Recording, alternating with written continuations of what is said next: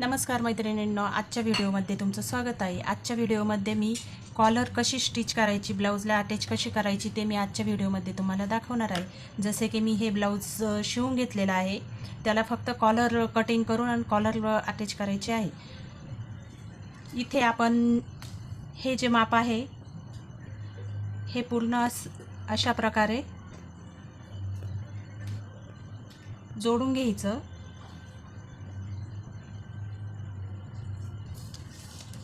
आणि इथून शोल्डर पासून खाली 3 इंचावरती मी मार्किंग केलेली आहे। या मार्किंग पर्यंत मला कॉलर अटॅच करायची आहे। तर हे इथून तर इथपर्यंत आपलं माप किती भरतं ते तुम्ही बघायचं आणि तेवढ्याच मापाची कॉलर मग आपल्याला कटिंग करायला सोपी जाते।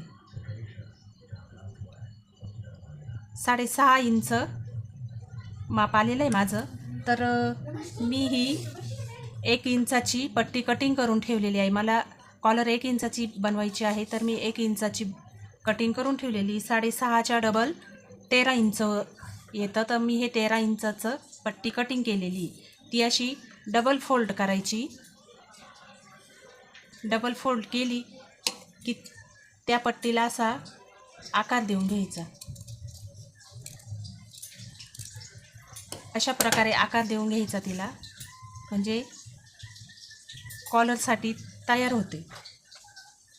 आणि नंतर ही जी मी कापडाची पट्टी काढलेली आहे ही पट्टी डबल आहे, म्हणजे मी अशी डबल करून घेणार आहे। रुंदीला एवढी आहे, अशी डबल केली की त्यावरती आपल्याला अशा प्रकारे पट्टी, आपली कॉलरची पट्टी जी मी काढलेली कॅनव्हासची ती बसली पाहिजे अशा पद्धतीने।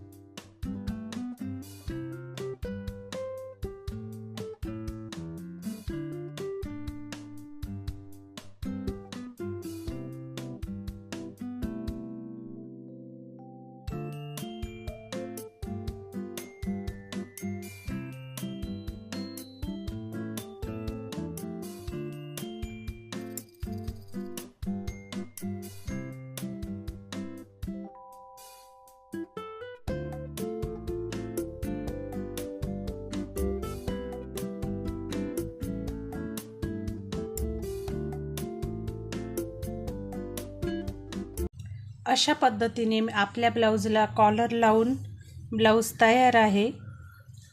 व्हिडिओ कसा वाटला तुम्हाला? आवडला असेल व्हिडिओ तर व्हिडिओला लाईक करा, शेअर करा आणि माझं चॅनल सबस्क्राईब करा।